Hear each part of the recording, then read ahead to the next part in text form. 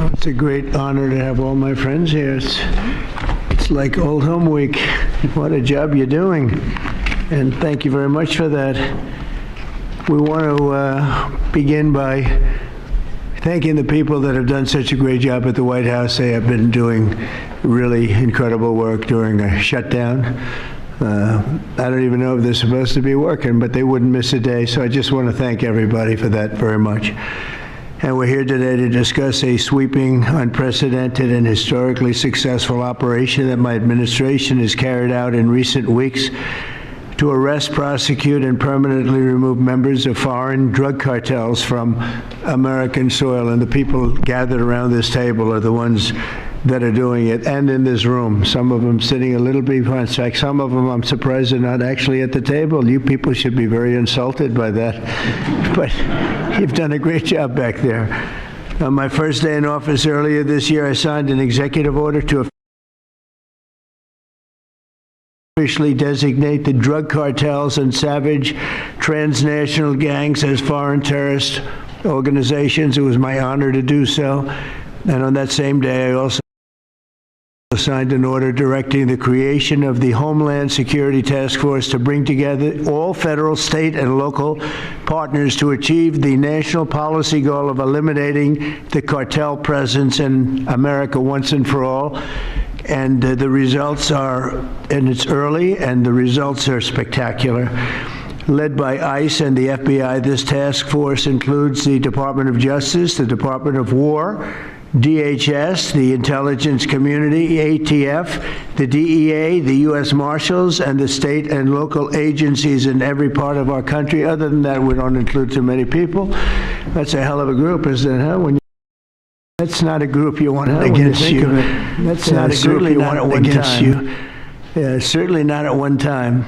In addition to the task force members, we're pleased to be joined by representatives of law enforcement at every level, the highest level, actually, but every level, including National President of the Fraternal Order of Police, Patrick Yos. Where's Patrick? Patrick, thank you, Patrick. Thank you for the endorsement, too.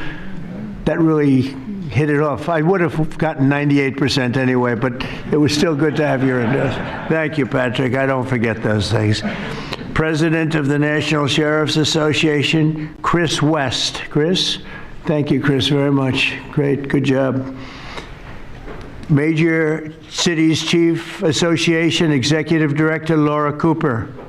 Laura? Thank you, Laura, very much.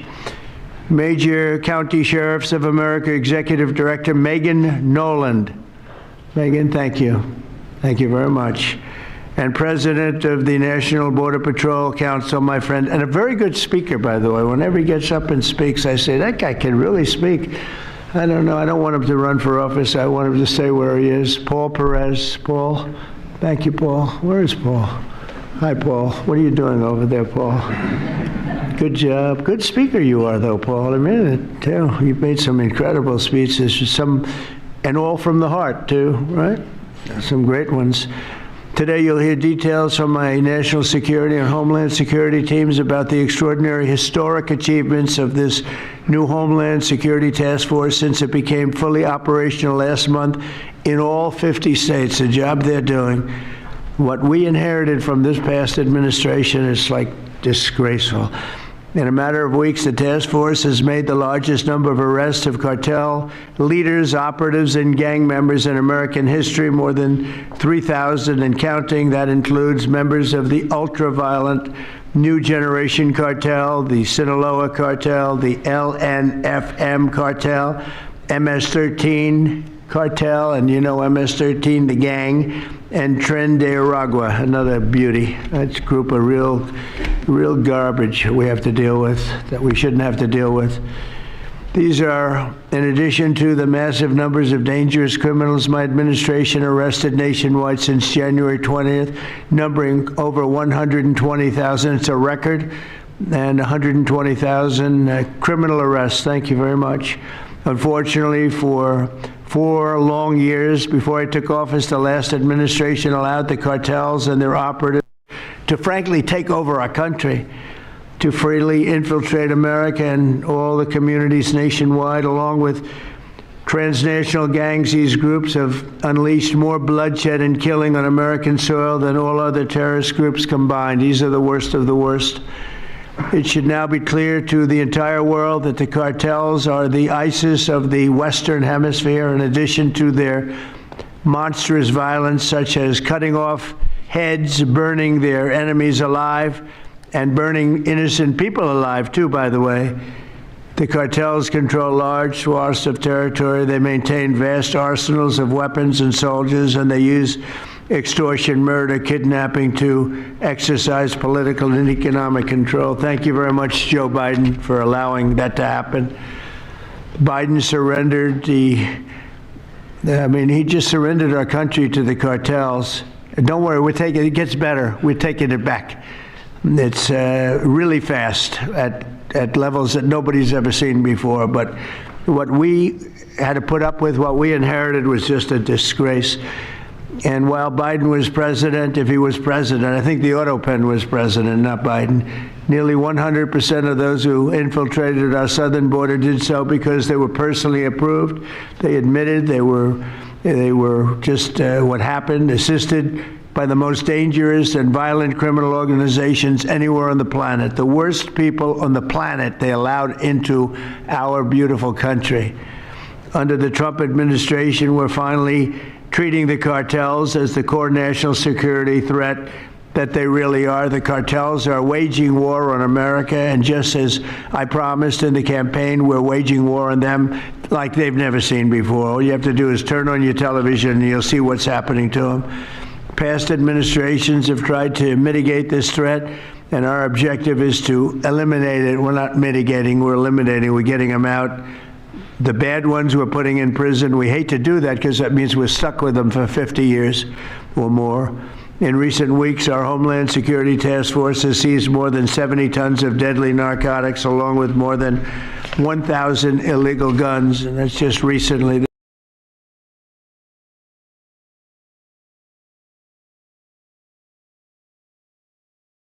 Started. We have incredible people. A lot of them are in this room with us today, and it's an honor to have them. But we're going to not stop until the threat has been fully and completely eradicated. I want to thank task force members with us today, including a person who's doing a fantastic job, Attorney General Pam Bondi. Thank you, Pam. Thank you. Secretary of War Pete Hegseth. Sounds so much better than Secretary of Defense. I don't know. Do you guys agree with that? I don't know. It sounds, we won the First World War, the Second World War. I would say everything before and everything in between. And then we got woke and we said, well, let's call it defense. I think we like it this way better. It's funny. That's something I thought it would be maybe controversial. And it's only controversial that we changed the name in the first place. It's not controversial at all. It's been unbelievably well accepted, Pete. Hasn't it, right? It's been pretty amazing. I thought it would be controversial. People want to have our country back. People want to do exactly what we're doing right now. We're getting a lot of credit for it, and we should. I want to thank, though, Pete. You're doing a great job, Pete Hegseth. Secretary of Homeland Security, Kristi Noem. Kristi, thank you very much. Director of National Intelligence, Tulsi Gabbard. Tulsi, good job. And the heads of all of the law enforcement agencies all throughout the room, you're really amazing the job you've done. To provide additional details on our mission, I would like also to ask General Bondi to say a few words, followed by Secretary Noem, Secretary Hegseth, Director Gabbard, Homeland Security Advisor Stephen Miller. Stephen, you're such a superstar, Stephen. They called Stephen the other day a very bad name, and I said, you should sue them, Stephen. I think he will. I hope he does. FBI Director Kash Patel and Deputy Attorney General Todd Blanche. And I just want to say it's an honor, the job we're doing, and these people are doing absolutely incredible. I'll just add a couple of things. In Memphis, as you know, where the numbers are down in half already, and it's only been about 2 weeks. You're doing a fantastic job there. Thank you. Incredible. Nobody thought it was possible. It was really it was a very sick city. It was horrible what happened there. People would go from, if you're on the board of FedEx, they would ride you 1 block to the hotel. They said you couldn't walk it because it was too dangerous. and they're already feeling better about it. But the best example right now is Washington, D.C. We went from one of the most unsafe places in the planet, I hate to say, but in this country, to a totally safe city. It's nothing's crime-free, I guess, but this is about as close to crime-free as you're going to get. And you guys have done an incredible job with that. Every one of you have worked so hard on this one, and it's our nation's capital. And people would go to the nation, they'd go from, I always say, Iowa, Indiana. They'd go from Florida, they'd come up, they want to see the monument, I want to see the Lincoln Memorial, I want to see one of the monuments, any one of them, and they'd go home in a coffin. But not anymore, it's not happening anymore. We haven't had that happen in a long time. It was averaging more than one a week, one person a week. Who would think that's possible? And it hasn't happened anymore, and we have a safe city. We have a city where the restaurants are booming. People are going out. Nobody's being mugged, hit over the head with a baseball bat. None of the stuff is gone. We took out 1,700 criminals, many of them career criminals, many of them given to us by Joe Biden and his ridiculous open borders policy. They came in from jails from all over the world, not just South America, from all over the world. Jails, they came in from mental institutions and insane asylums all over the world, drug dealers. And we got them the hell out of here. They're either that, or if they're so bad, as I said before, we put them in jail because we can't take a chance that they come back. But I want to just say that Washington, D.C. is such an example of what could be done. And now the same thing's happening in Memphis. We're just halfway through the process, and already the numbers are far superior, far better than what we would have thought at this time. And Chicago, I just saw the number last week, it was last weekend, 4 were murdered, 11 were shot. And then I have this guy Pritzker, is a very weak governor. Let me be nice. I'm going to be very nice. He's extremely weak. He's pathetic. I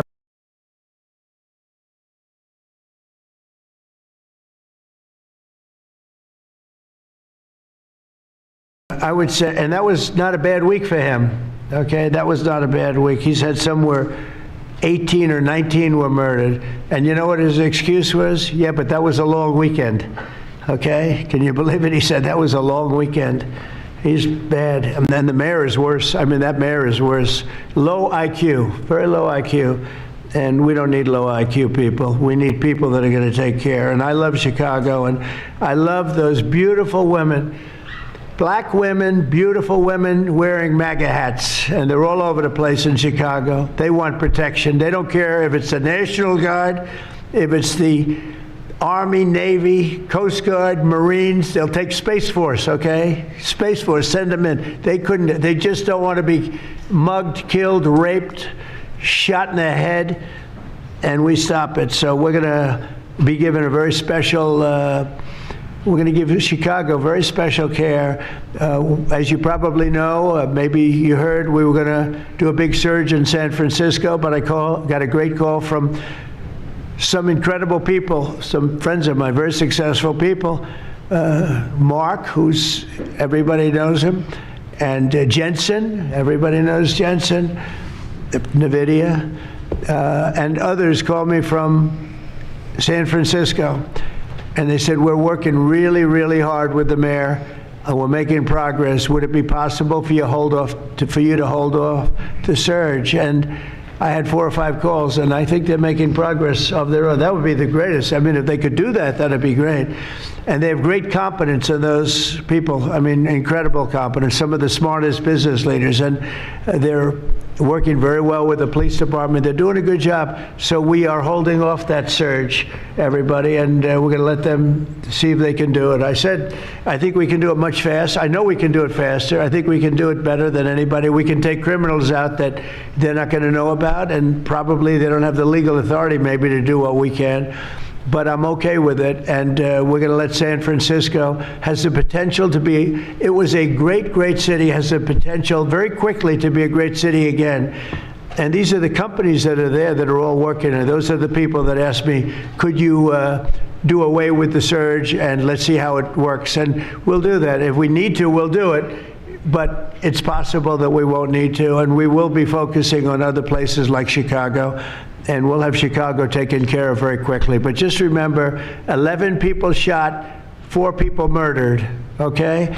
And that was this weekend, and that was Chicago. And then you'll see Pritzker get up and talk about, well, we have it under control. They don't have it under control. It's just the opposite. It's getting worse. So we'll take care of, as soon as we give the go-ahead, which is all I have to do is give the go-ahead. We won the big court case the other day on the National Guard. That was a good case. Same thing with Portland, speaking of that, because that's where we won it. But I mean, I looked the other night, Saturday night, Portland is like burning to the ground, and these people are saying it's just friendly stuff. The whole place is burning to the ground. So we'll take care of that one. That's like an insurrection more than it is anything else. That's crazy. Portland's crazy. And then you listen to these radical left people talking about it's really okay. You're seeing things. You're really seeing things. So we're going to take care of Chicago. We're going to take care of Portland. We're going to take care of Memphis. We're proud of D.C. There's nothing to take care of anymore, but we're not going to let it ever go bad. It's never going to happen again, our nation's capital. And with that, I'm just going to tell you that Pam Bondi has done a fantastic job. And Pam, would you say a few words, please? Thank you, President Trump, and thank you for your leadership. And this is all about collaboration. And around this table, I'm looking around this table, we all work so well together. I don't think another administration in our nation's history has worked so well together. We talk constantly, Secretary Noem, Tulsi, Pete, constantly, but also all of our agencies working hand in hand, and that's why this is so successful. And these people around this table are working 7 days a week, 24 hours a day, even though the Democrats have tried to shut down the government. Terry Cole, I'm laughing because you're around the clock, you're all over the world. Director Patel, you're unstoppable, what you're doing around this country. Gowdy Serralta, U.S. Marshal, Rob Sakata and Dan Driscoll wearing your ATF hats. Rob, I was on the texting, Todd Blanche and I were on texting you at 1 a.m. on cases. I mean, that's how committed all of these people are to just keeping all of our citizens safe. And that's what it's all about. And this project is the brainchild of Stephen Miller. And you are doing so much to keep our citizens safe, our kids safe, and get these drugs off our streets. Like the mayor of San Francisco and I are going to be meeting on fentanyl in a few weeks and working hand in hand on that. Secretary Noem spoke to him. But the results of this last month have been historic. As the president said, in the last month, think about this, 3,200, more than 3,200 violent gangs and drug dealers have been taken off the streets. Off the streets. Now, Director Patel and all of these agencies have also been working so hard on getting the leadership. But we are getting all the gang members off the streets and the drug dealers, Sinaloa, CJNG, MS-13, and more, TDA. 91 tons of drugs have been seized as a result of this task force. We tried to put this in perspective for you. This would be filling 4 18-wheelers. 4. All the drugs just in the last month that have been taken off the streets. 58,000 kilos of cocaine. Think about a big backyard swimming pool. That would fill 1.5 swimming pools.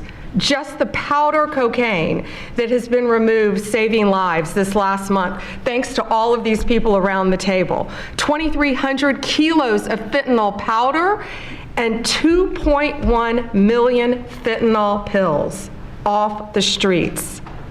And as the president said, more than 1,000 illegal guns.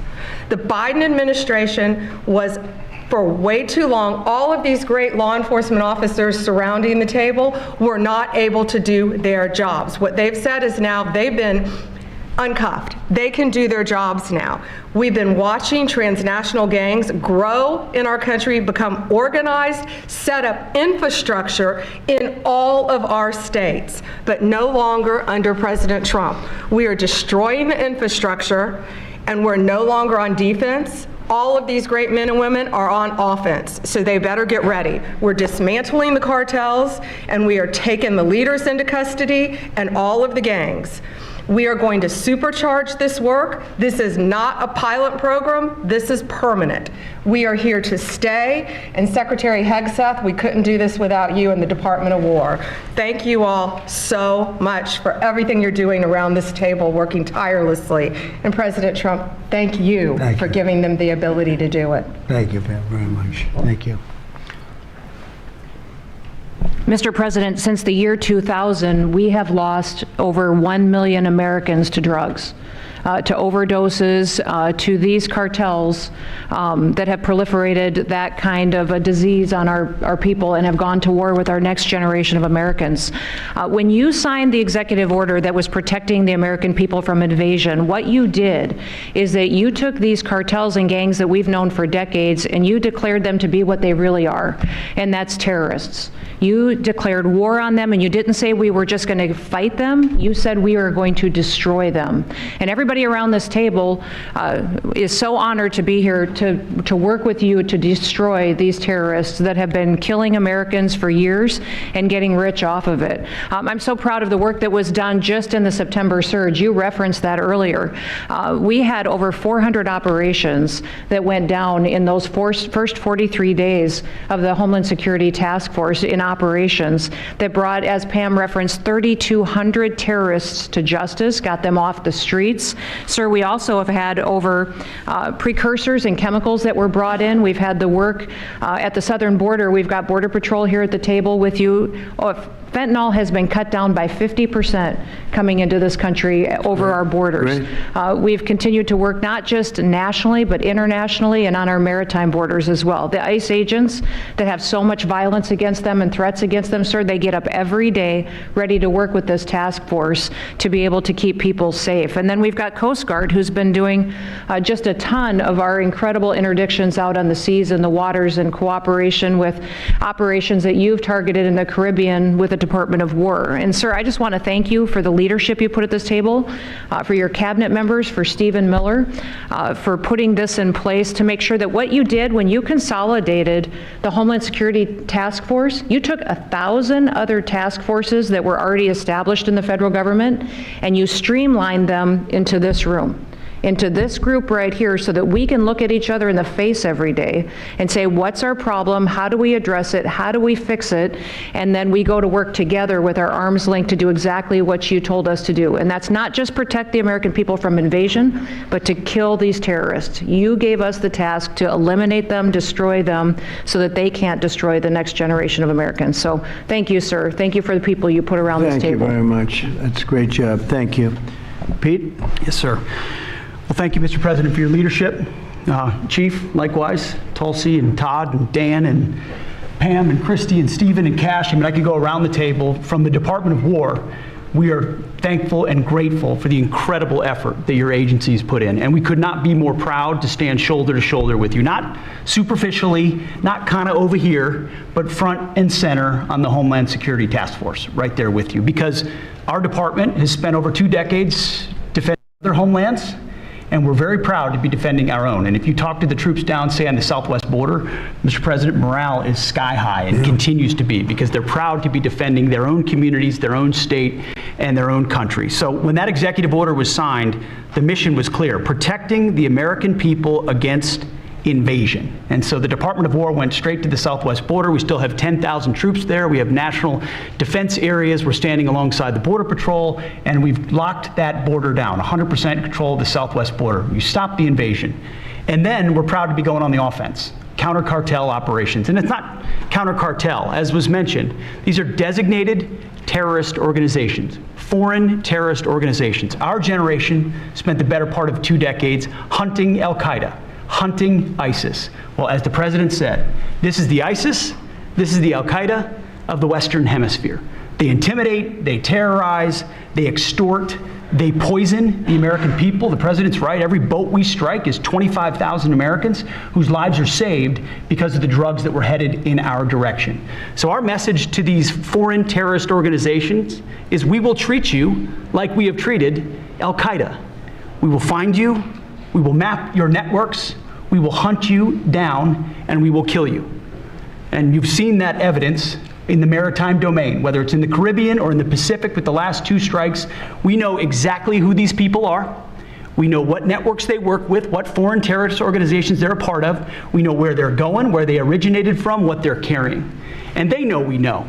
And that will soon start to change the calculus of these boats. So the critique of this is, of course, as often is the case, wrong. We know our authorities, it's locked tight, and we're going to treat them like foreign terrorist organizations on the offense. So the Department of War is not going to degrade or just simply arrest. We're going to defeat and destroy these terrorist organizations to defend the homeland on behalf of the American people, making the jobs of law enforcement safer in the process, making the communities of Americans safer in the process. We think it's a very core mission of the Department of War, and we're proud to be here, Mr. President. Thank you very much, Pete. Thank you. Tulsi, please. Yes, thank you, Mr. President. The key reason that you are hearing about these incredible effects is, number one, the team that you've assembled here and the leadership and the tone that you have set, first and foremost, about keeping the American people safe. The intelligence community plays a critical role in being able to support our law enforcement at the federal, state, and local level to make sure that they're armed with actionable intelligence to be able to actually go after those who threaten the safety and security of the American people.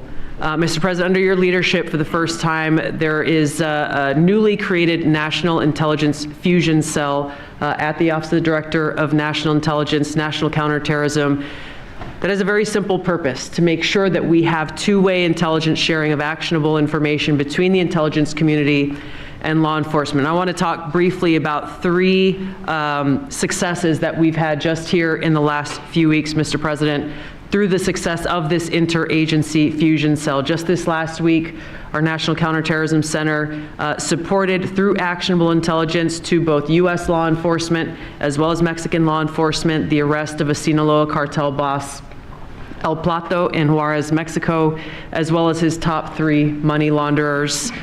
In a separate and recent successful interagency operation, NCTC worked closely with the U.S. Marshals Service that led to the arrest of another dangerous Sinaloa cartel member responsible for tracking a huge amounts of cocaine and hundreds of thousands of dollars in this single incident with drug proceeds through his network.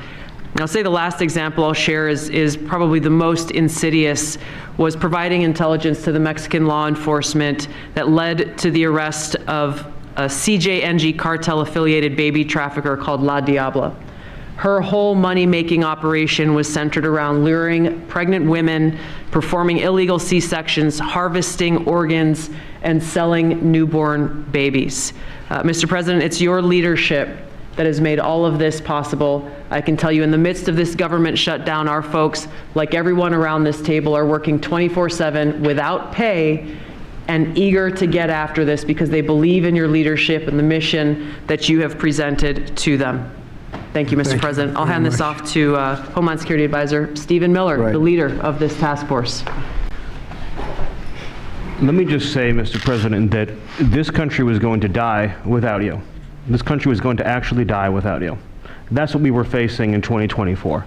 We've been invaded for 4 years. Our communities were sinking. Our public safety had gone to zero. Cartels were running entire communities. Sex trafficking, child trafficking, labor trafficking was out of control. Overdoses were out of control. The cartels were claiming more and more territory. City services were buckling. This was a country on the verge of dying, and you alone saved it. And when you stepped forward originally in 2016, you started the movement to make America great again. And that means make America great again in every way. And that means safety and prosperity and peace and freedom from cartels and crime and gangs. And your vision and your leadership in declaring war on the drug cartels is the single most successful public safety initiative in American history. And I need the media to understand what President Trump has done. People have been talking about drug cartels for longer than I've been alive. And everyone has just taken for granted that they can't be touched or stopped. They're too big, they're too powerful, they're too evil, they're too murderous. They can operate with impunity. And in just 9 months, President Trump is the only American leader, not just in our lifetimes, but ever, to actually take the fight to the drug cartels, to actually seek their eradication. And it is happening. And so while the Democrats are shutting the government down and fighting for free health care for illegal aliens, Look at what President Trump has assembled here. He's assembled a team under his vision, direction, and leadership that is saving hundreds of thousands of lives. Hundreds of thousands of lives. And only President Trump could have done this. And I will say one last thing, which is that his courage has been an inspiration to everyone else in this room. There are people in this room, looking at, for example, at Todd Lyons, who have been relentlessly doxxed and harassed and threatened. But when they see President Trump's courage, what he's been through for 10 years to save America, when they came after his family, his businesses, his safety, his freedom, everyone at this table knows we can give whatever it takes to get the mission done. So President Trump, thank you for your leadership, your boldness, your courage, and your vision. We're honored to serve underneath you. Well, I want to thank you, Stephen, and I have to say that, I've been making the rounds. I'm leaving tomorrow for some very big meetings, including with the president of China, where I think we're going to come out very well, and everyone's going to be very happy. But everybody said the same thing. A year ago, we had a dead country.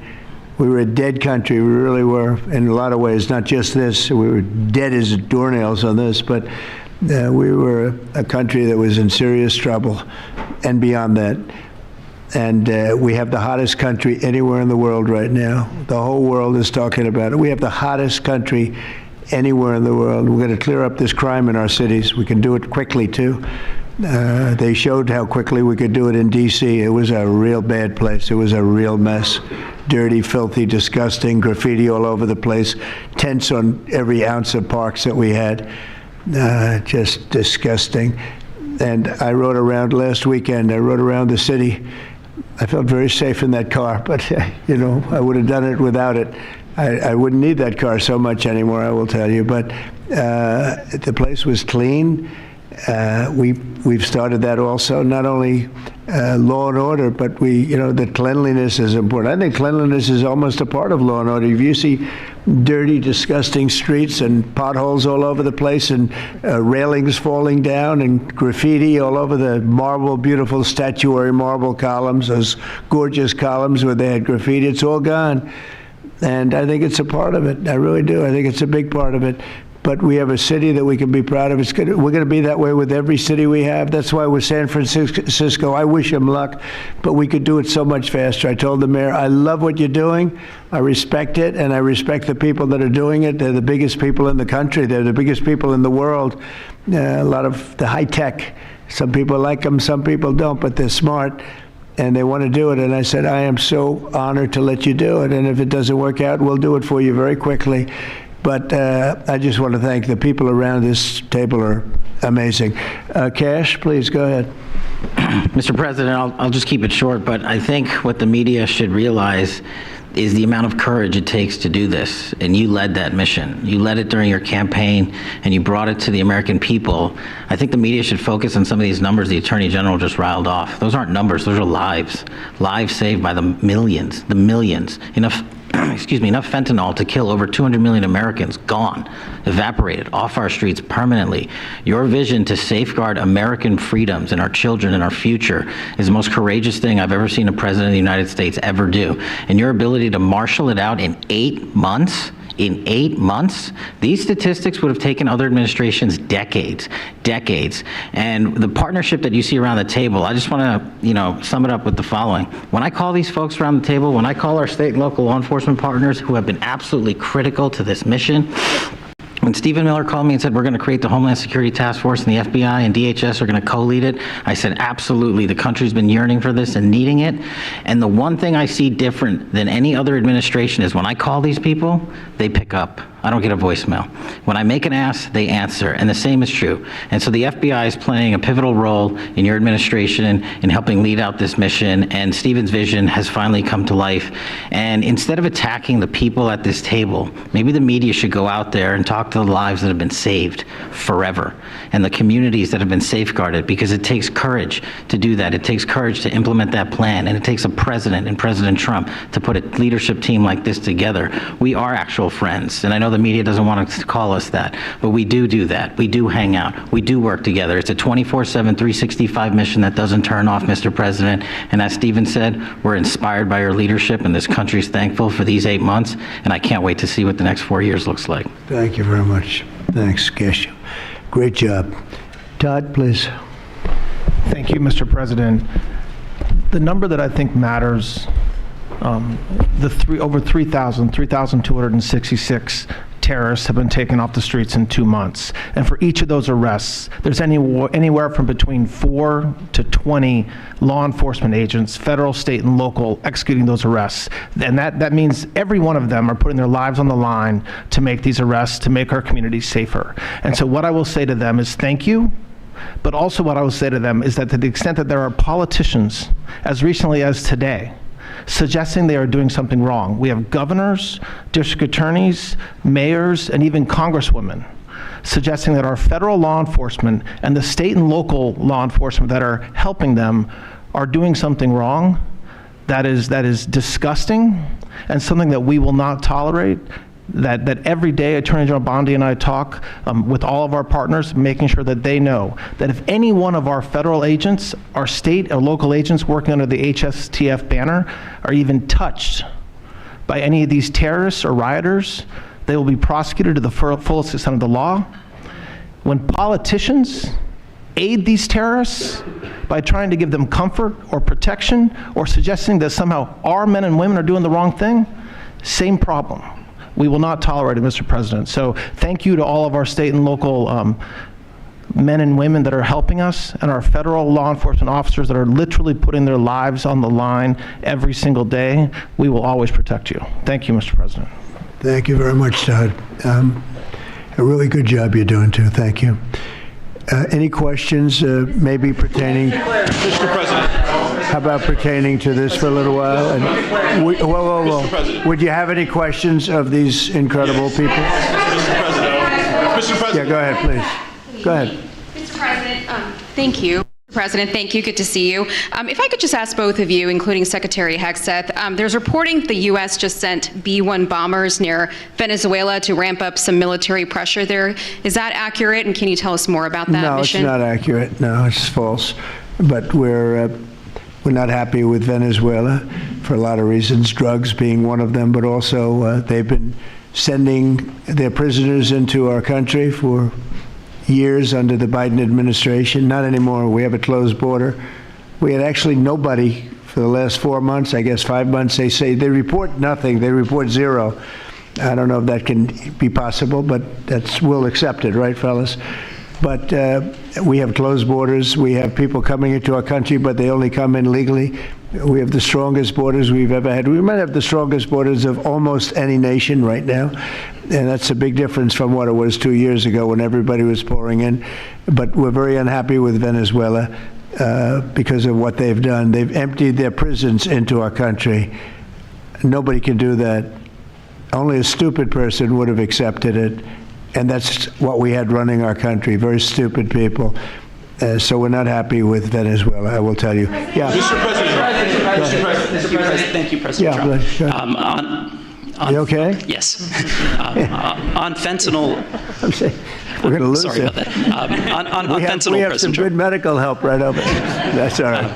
On fentanyl, according to CDC data, nearly 330,000 Americans died over the past 5 years from fentanyl. That's 1 in every 1,000 Americans who died. It's more than that, but it's all right. Yes, it's I know more. you think it's even more. I'll be discussing that with President Yes, Xi. so that's actually my question. I figured it was. I was wondering, since it mostly comes from China and has caused such carnage in the U.S., what are you going to say to convey the seriousness? And also a second question for you or Secretary Hegseth. Is there any evidence that China is now smuggling fentanyl through Venezuela to bypass U.S. and Mexican port controls?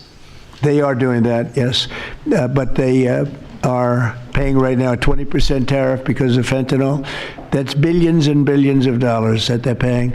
We're actually, on November 1st, the tariff on China goes to 157%, which is record-setting territory. And we don't want that because it's not sustainable for them. They can't sustain that. We don't want them to have to go through that. So I'm meeting with President Xi, and I would say we have some big issues, like with the farmers and various other things, but the first question I'm going to be asking him about is fentanyl.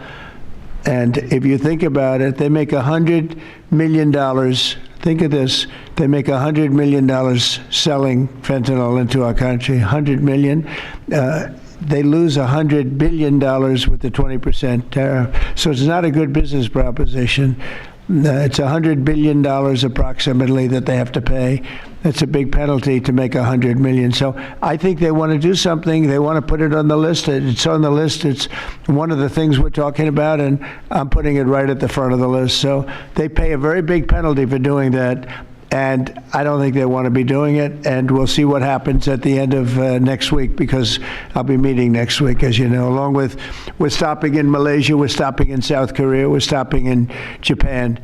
I'm meeting with President Xi actually in South Korea, so it'll be the first thing on the list. Yeah, please. Yes, Mr. President, on the drug boats, sir, has there been any discussion about capturing one so that you can show the amount of narcotics? We know everything about them. Yeah, Jennifer. We know everything about them.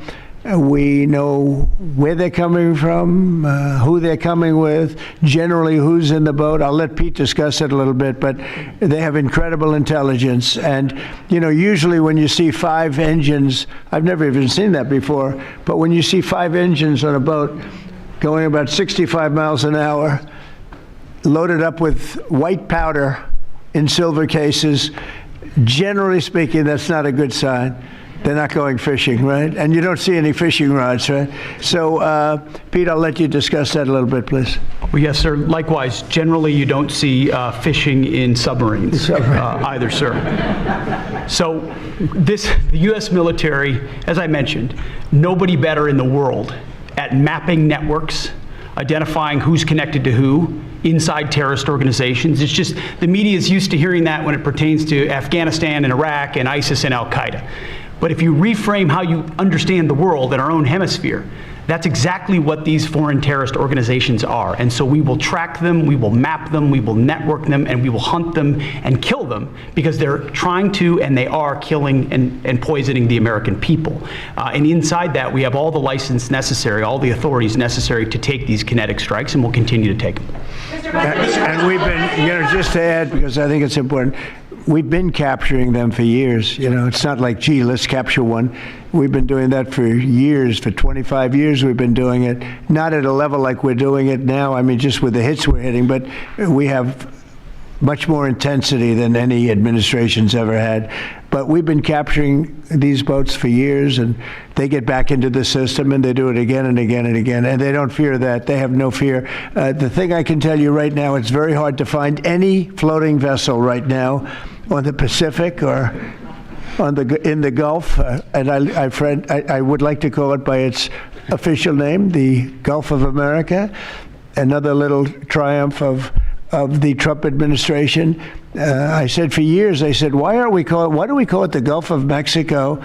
It's 93%, the shoreline is 93% ours. I never understood that, so I made that change. I never realized how easy that was going to be, other than, I guess, AP fought us in court, and the judge said, but that's the name. And actually, they were sort of semi-prohibited from even covering us after that. It was pretty amazing. But we have the Gulf of America, and there are very few boats, very, very few boats, not even fishing boats, to be honest. I don't want to do that to the fishing industry, but it's been so effective. And our sea drugs, as they call them, they use the term sea drugs, the drugs coming in by sea, are like 5% of what they were a year ago, less than 5%. So now they're coming in by land, and even the land is concerned, because I told them that's going to be next. You know, the land is going to be next, and we may go to the Senate, we may go to the, you know, Congress and tell them about it. But I can't imagine they'd have any problem with it. I think, in fact, while we're here, I think it's a good idea, Pete. You go to Congress, you tell them about it. What are they going to do? Say, gee, we don't want to stop drugs pouring in. They're killing 300,000 people a year. I think that's the real number, 300,000 people a year. So between that and my discussion with President Xi, I think we have never made progress like we've made. The sea drugs are almost dead, and they can't come in that fast from the land. And the land drugs are much more dangerous for them. It's going to be much more dangerous. You'll be seeing that soon. So that's the way it is. Yeah. Go ahead, please. Yeah, go ahead, please. With the glasses, go ahead. Thank you, Mr. President. Good. I wanted to ask, what's your reaction to Representative Dan Goldman calling on NYPD to arrest ICE agents who he says are acting illegally? He says they are illegally assaulting people and illegally detaining people at immigration courts in New York. Well, you know, I know Dan, and Dan's a loser, you understand. He's a guy that doesn't have what it takes. He's been trying so hard, and they're exhausted. I mean, it's so ridiculous, right? A suggestion like that. So, you know, they're just trying so hard, and it's not working. They've even now started imitating me, of all people. They want to imitate me, and they start using foul language, but they use too much of it. You know, you can't use the F word 7 times in one sentence. It doesn't work. It might work once every 7 news conferences, but you can't do it. You can't do it 7 times in one sentence. So I don't know. They're really they're in big trouble. That party. Go ahead. Mr. President. Some alleged smugglers have survived some of these recent strikes and been sent back to their home country. If they're terrorists, why not just arrest and detain them? Go ahead. 2 points on that. First, when I served in Iraq in 2005 and 2006, we used to, in sort of a gallows humor way, talk about the Iraqi catch and release program, the reality that we would catch a lot of people, hand them over, and then they would be recycled back through, and we'd have to recapture them or attack them again. And that's why changing the dynamic and actually taking kinetic strikes on these boats ought change the psychology of these foreign terrorist organizations.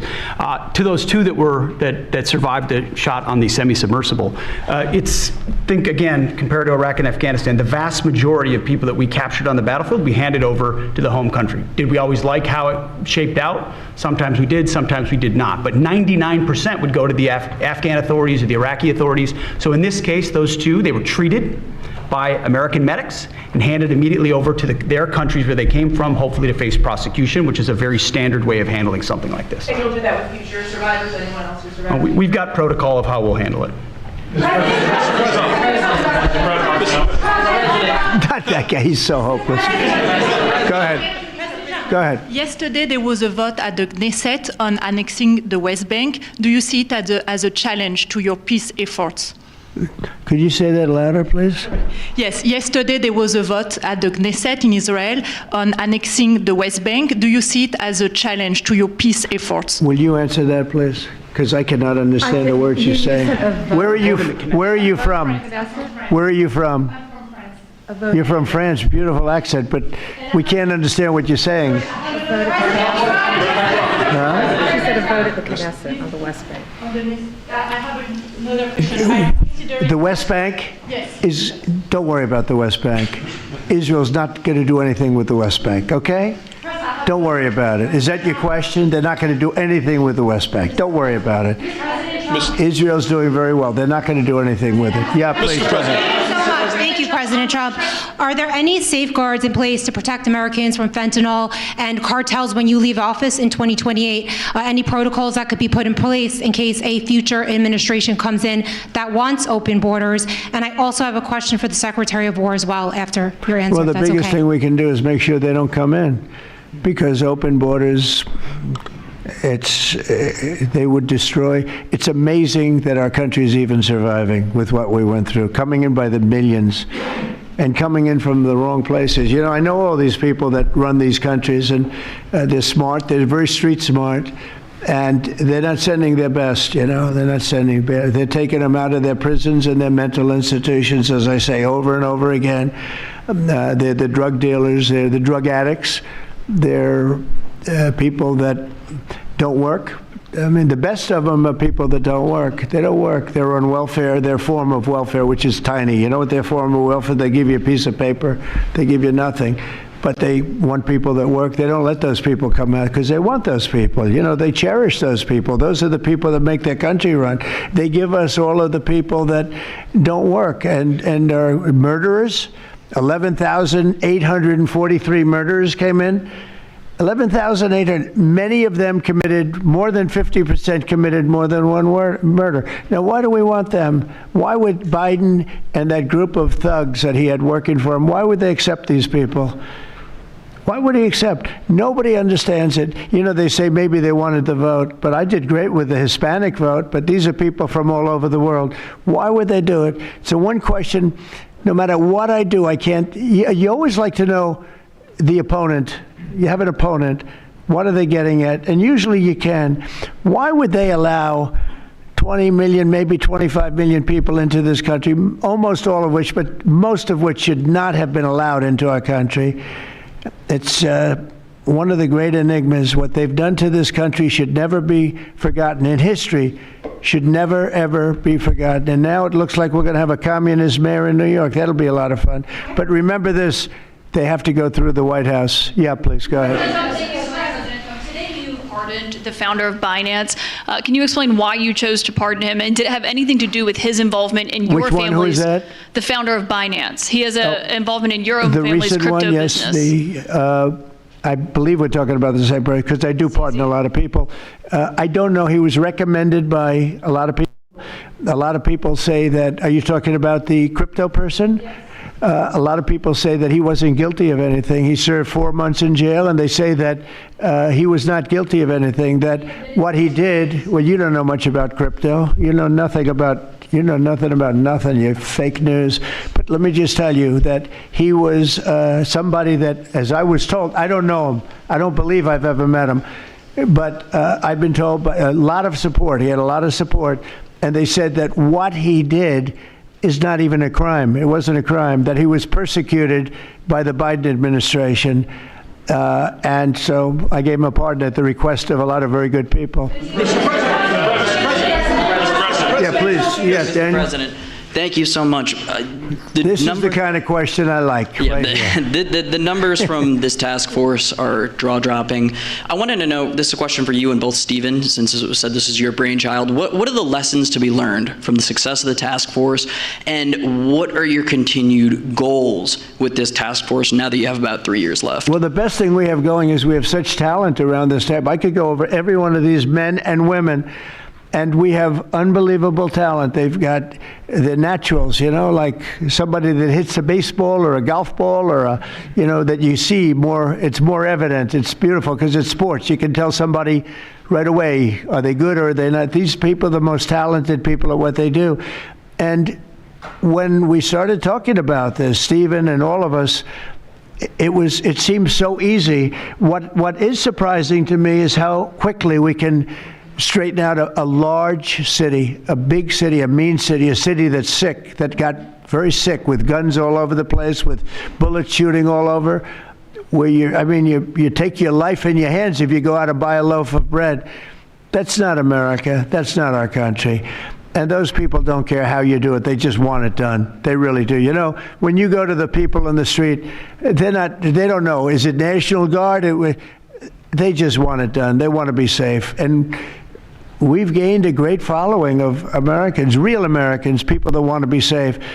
But I think the biggest thing we say is we have tremendous talent. We were able to recognize, like a football team, like a baseball team, we were able to recognize the talent. And the talent is largely in this room for the whole country. It's largely in this room. There's really nothing like it. And that's why I think we had D.C. done, not perfectly, but pretty much done, at least normalized in 12 days. Would you say 12 days? On the 12th day, it felt different. And we took a lot of bad people out, never to come back again. Then most of them never to come back again. But there's great talent, and there's also great courage. I've been watching what goes on, and then you have the radical left lunatics, and what's that all about? I mean, they're fighting us because we want to stop crime. Where do these people come from? They're paid money. I guess they're paid a lot of money. But like I saw that ridiculous march the other day, I say, these people are not representative of our country. And not all of them, of course, but many of them are total lowlifes. These are lowlifes. These are people that are paid agitators, and they're not representative of our country. So I don't know. I can just tell you that our country has tremendous spirit right now. You know that better than anybody because you cover it well. But we have a lot of people that are very happy right now with the direction. They did a poll the other day. The direction of our country is better than it's been in 37 years. And I'm upset because I think it should be better than that. I actually said we should be better than that. So, you know, thank you very much for your question. Brian? Mr. President, yes. Thank you, Mr. President. You guys have done an amazing job in Memphis. Some of those numbers are staggering, and we've gotten message on social media wanting to thank you for that. But I think, can you talk about the number of missing children you guys have discovered in Memphis? That's amazing.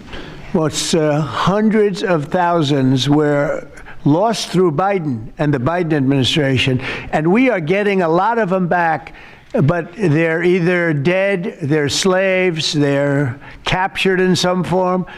But think of it, hundreds of thousands we're talking about, not even believable. And they came in through the border, they were sold, they were bargained for, and this was all Biden, meaning Biden and Obama, the same, you know, the same mentality, frankly. I think it's the same mentality. Let me tell you, Barack Hussein Obama was a lousy president. A lot of bad things happened. Remember when they used to talk about Trump with the jail cells? Well, he built the jail cells for the children. He built those jail cells. Remember when that came out? But sir, they were built in 2014. You remember when that came out? After me going through that stuff for about 2 weeks, and then they found out it was Barack Obama that built those jail cells. No, these people they were bad leaders. I hope we don't have it again. I hope we don't have it again, because, you know, our country's come back a long way, but it can only withstand so much, and we don't want to ever go through that again. We never want to have open borders again. We don't want to have men playing in women's sports. We don't want to have transgender for everybody. We don't want that. We want to have a great country with low interest rates, nice housing, great education, a strong military, the basics. Yes, please.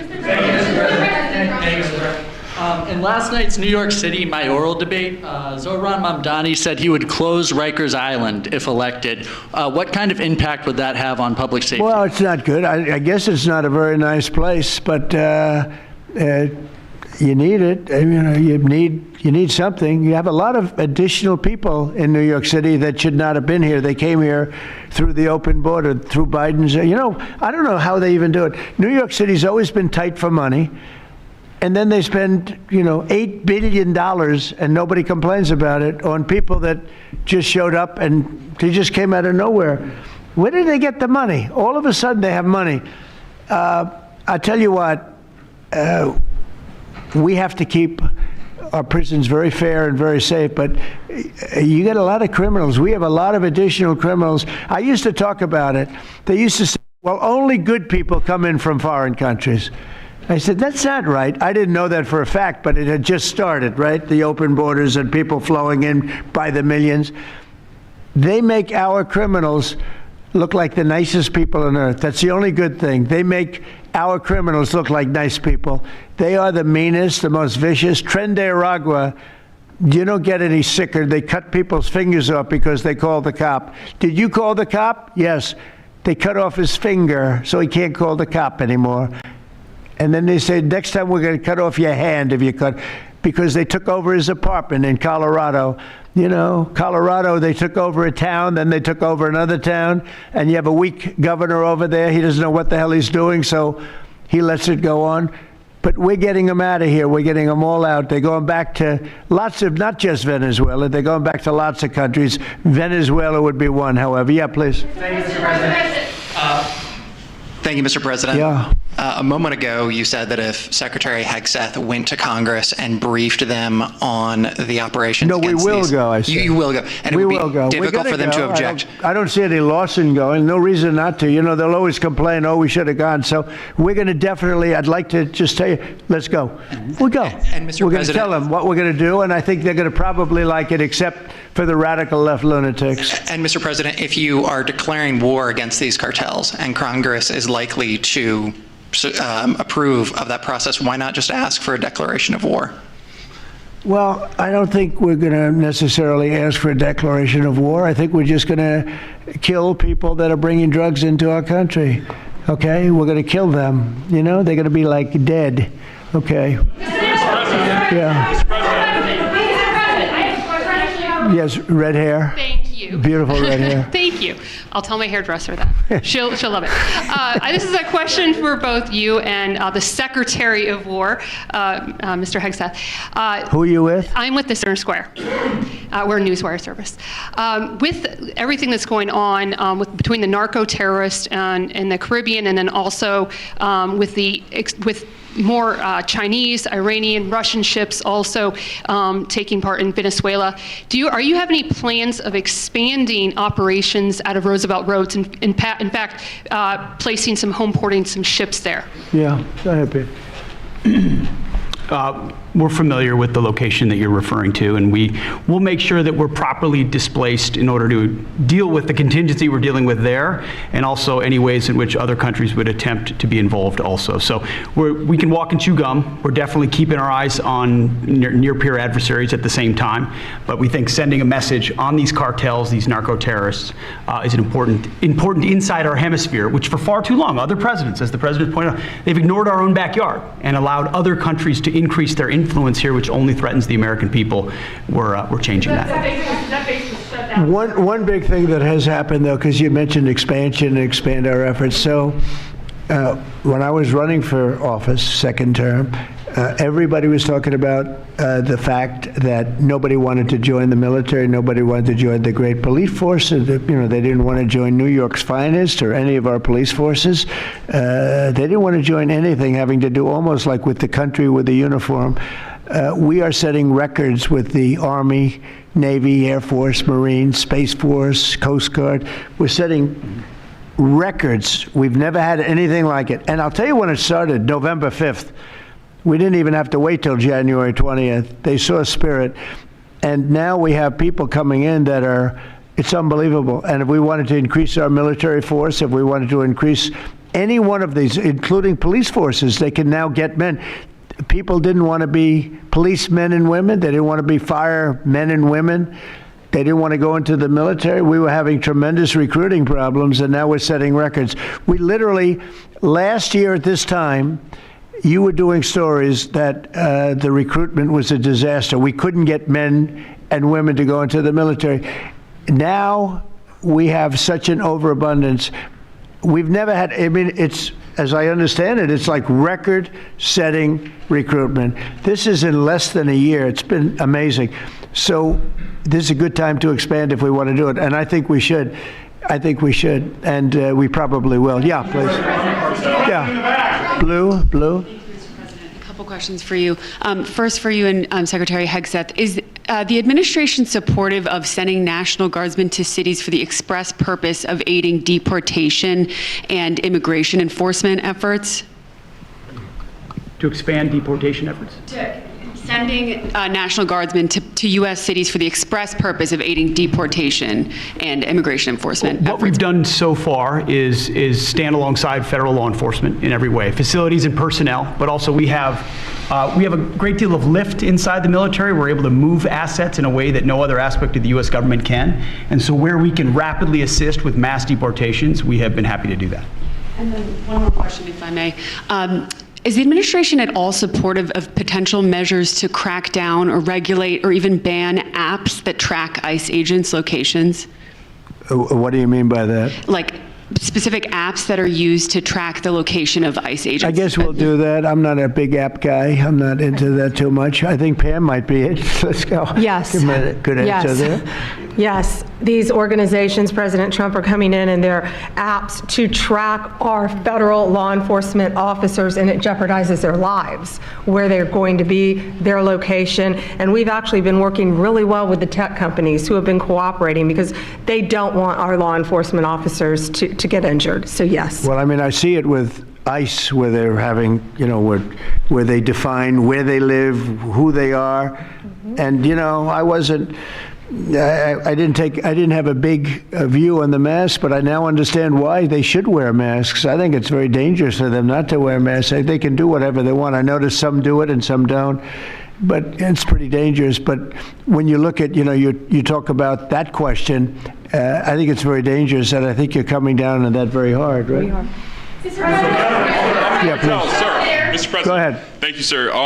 When you were running for re-election in 2024, you released a video statement where you made this exact promise to show no mercy on the cartels and employ every military asset necessary to combat them. In that same video, you also said that you plan to expose all the bribes and corruptions with politicians and the cartels. We're doing that. Has your We're task trying to force do been that. looking into that in American politicians? Yeah, where the money's coming from. Because you see it. Like even that garbage deal they had this weekend, which was embarrassing to them, and the crowds were the crowds were not big. Those crowds were not big at all.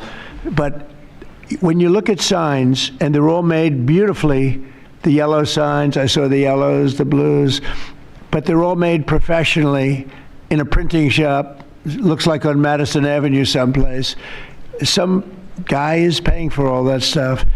And we don't mind protest. Protest is a good thing. I protest. I'm always protesting, right? But when you see some of these people are going crazy. They're going crazy because they're getting paid. Because there's no reason for them to be going crazy. But you watch some of them, and they're professional agitators, and we are finding out who's paying them. Yeah, we have a lot of information about who they are. You're going to be very surprised when you find out. And I have a question for Secretary Hegseth. Sir, a memo circulating on social media details the establishment of a National Guard response force that's going to be trained in crowd control and civil unrest and deployed in all 50 states by April of 2026. Can you verify the authenticity of that memo, and do you have any more information on the operations? I'm not going to answer particulars on something that may be in the planning process, but we definitely do have multiple layers of National Guard response forces, whether it's in each state, whether it's regionally, whether it's Title 10 active duty, whether it's Washington, D.C.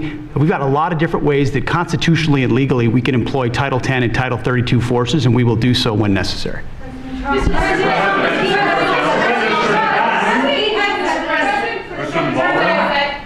Thank you. President Putin basically said today that Russia is immune from U.S. sanctions. He said that it would not impact the Russian economy in any serious way. Is he Good. wrong? I'm glad he feels that way. That's good. I'll let you know about it in 6 months from now. Okay. Let's see how it all works out. Yeah. Go ahead, please, Blue. One question about the task force, one about the shutdown. I'm Taylor Poplars with Spectrum News. The same day you established this task force back on January 20th was the same day you pardoned the January 6th defendants. Yeah, very proud of that. Yeah. Just last weekend, one of them was charged with allegedly threatening to kill House Minority Leader Hakeem Jeffries. And a big theme of this task force has been allowing law enforcement to do their job and holding accountable people who go after law enforcement. Do you worry that your actions back on day one undermine what this task force is trying to accomplish? No, you have thousands of people that we're dealing with, and if one goes haywire, look at what this guy in Virginia said, where he wanted to kill his opponent. He's going to kill his opponent. He's going to kill his opponent's children and I think wife, and he continues to run, and the Democrats continue. He's running for Attorney General in Virginia. Look what he said. So now, do you think all Democrats should be prohibited from living anymore? I mean, you think of what he said. He's going to kill his opponent, and he's going to kill the children of his opponent, and I think the wife. I said, this guy's sick. That is a sick guy.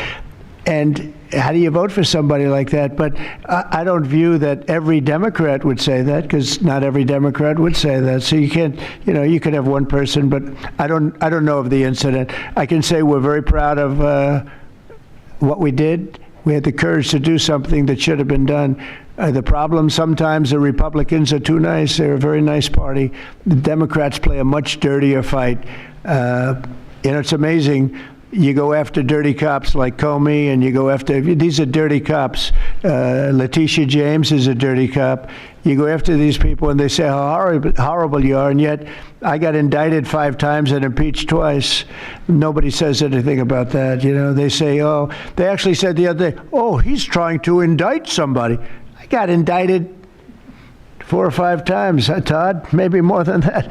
Yeah, I think you could say 87 times if you really think about it, right? With the charges, a bunch of phony guys, but nobody says anything about that. But they mentioned it the other way. No, the Democrats play a very dirty game. It's all they're good at. They're good at a couple of things: cheating on elections and playing very dirty. And they have one good trait: they stick together.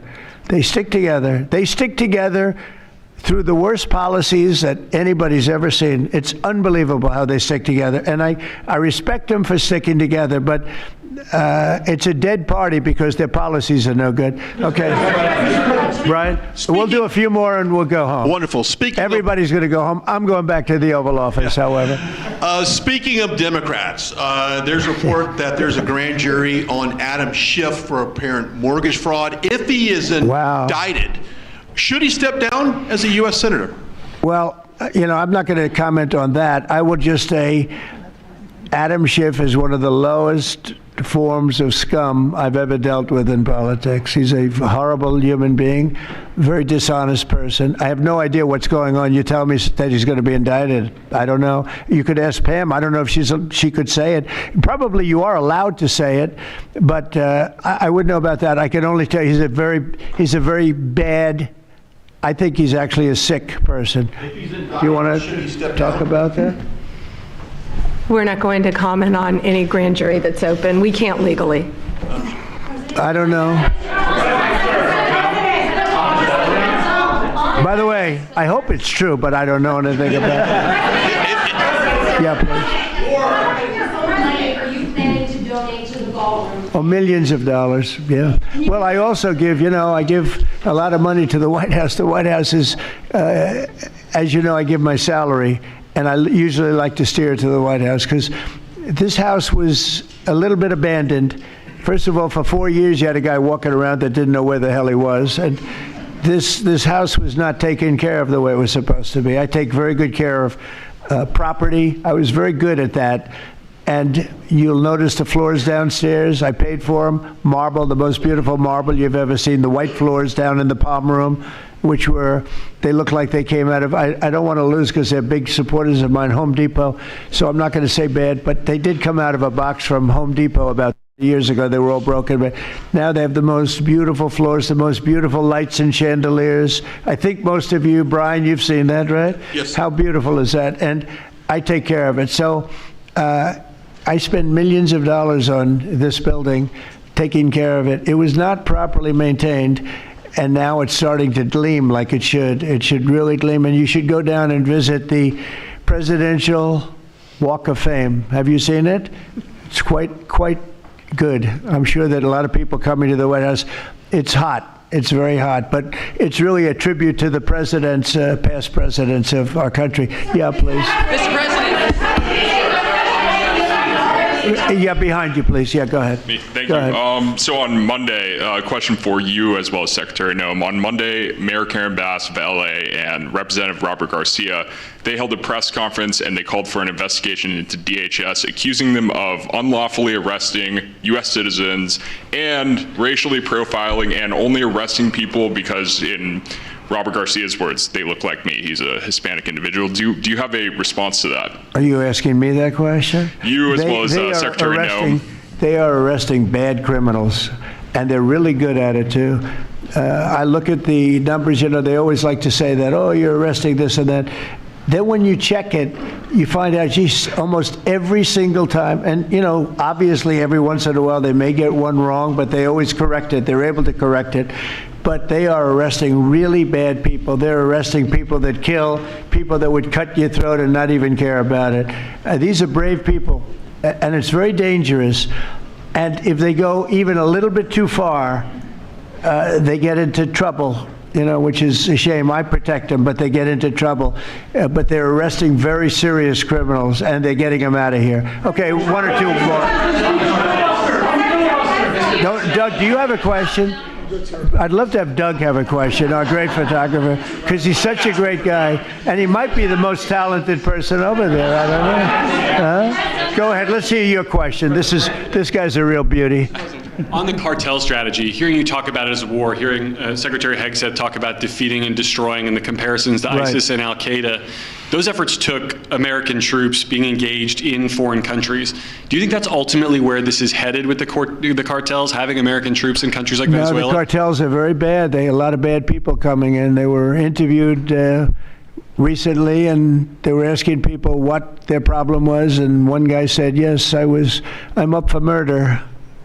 Didn't know what he was saying, obviously. I'm sure his lawyer was not thrilled with his statement, but no, they're rough people coming into those cartels. Those cartels are rough. You look at what happens, the trip up is horrible, especially for women. They're being killed, they're being raped at levels that nobody thought even possible.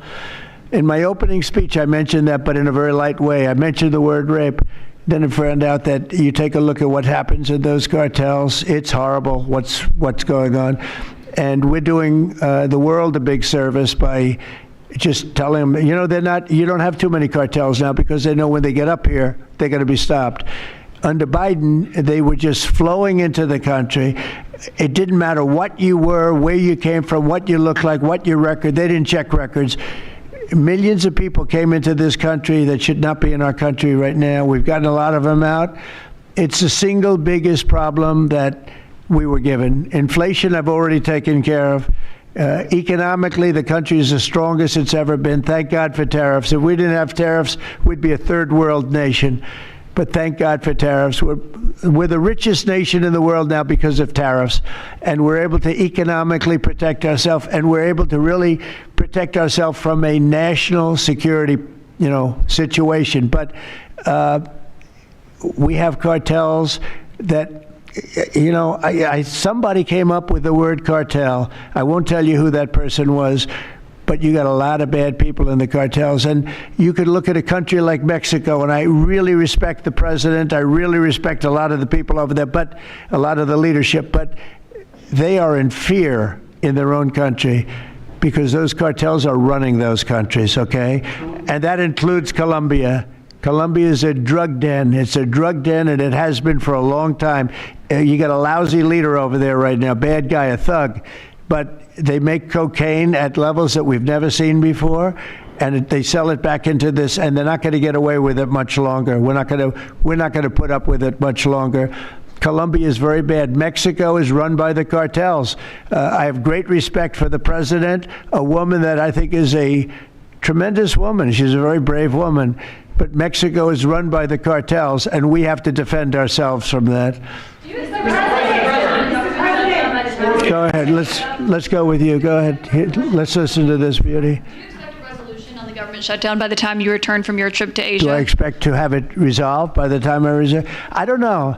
I said long ago we shouldn't have been in this problem. This was September 28th. It came due in Biden's regime, and before the election, September 28th, and they pushed it off into the future. And I was running when they did that.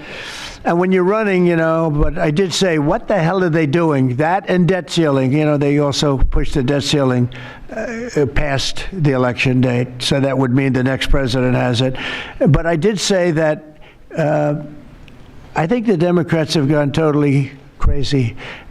And you don't know what they're going to do because they don't care about the people. I really think they have no leadership. They have a lot of very low IQ people. Jasmine Crockett is a low IQ person. A lot of them are. I don't want to insult too many of them, but a lot of them are. They have no rudder. I don't think they know what they're doing right now. They've never done this before. They always agreed to go and, called an extension. Let's do an extension and talk. Even today, look at what happened today. They don't want to pay the people that have worked, and this was supposed to be this was a test, and they wouldn't pay the people that have been working. They said, no, we don't want to pay them. This is all the Democrats. Now, all we need is 5 Democrats, and I know a lot of Democrats that are saying they're more than 5, probably not that many more than 5, but they're more than 5. And all we need is like 5 Democrat votes so we open our country again. Sad, though, we have the greatest economy in our history. We have the highest stock market. All these things are rocking. We will have by the end of my first year more than $20 trillion of investment. The all-time record is $3 trillion. I think it's China. We're going to have $20 or $21 trillion. We've never had anything like it coming in because of tariffs. The money pouring into our country, the plants that are opening, AI, automobiles, everything. And the Democrats want to close our country. They're really, they say deranged. They are they suffer. I guess it's Trump derangement syndrome, which I think is going down now as an official condition by the doctors. I think they get paid extra money if they handle it because it's more difficult to handle than a normal mental disease. But you know what? They really should approve an extension, get the country back to work, get the people paid. And, you know, it's very simple. You just don't know what's going on. There's something wrong with them. You know, it's sad, actually. Have you raised the full $300 million needed to fund your? Have you raised the full $300 million needed to fund your ballroom? And how much specifically are you donating to this construction raised, project? I think $350 million. So all donor money and money that we put up, we've raised. It's going to be. It's going to cost right in the neighborhood of $300 million. It's been expanded and made absolutely. It'll be the most beautiful ballroom anywhere in the world, I think. And how much specifically are you donating to it personally? How much am I donating? I won't be able to tell you until I finish, but I'll donate whatever's needed. I'll tell you that. Do I have a name for the? I won't get into that now. Yeah, go ahead, please. Follow up on the shutdown. In the next couple of days, a lot of Americans are going to go without their first full paychecks. Federal workers. By the way, a friend of mine, talking about donors, a friend of mine, a man that's great. I'm not going to use his name unless he lets me do it. Susie can tell you about this, but he called us the other day and he said, I'd like to contribute any shortfall you have because of the Democrat shutdown. I'd like to personally contribute any shortfall you have with the military, because I love the military and I love the country, and any shortfall, if there's a shortfall, I'll contribute it. And today he sent us a check for $130 million. Can you share who that is? I would love to tell you. He doesn't really want the recognition, if you want to know the truth, but he gave us a check for $130 million. And that's going to go to which was sort of a shortfall, yeah. And it's going to go to the military, yeah. And what's your message? Is that the correct number? $130 million. That's what I call a patriot. Okay, thank you very much, everybody. Thank you. Thank you.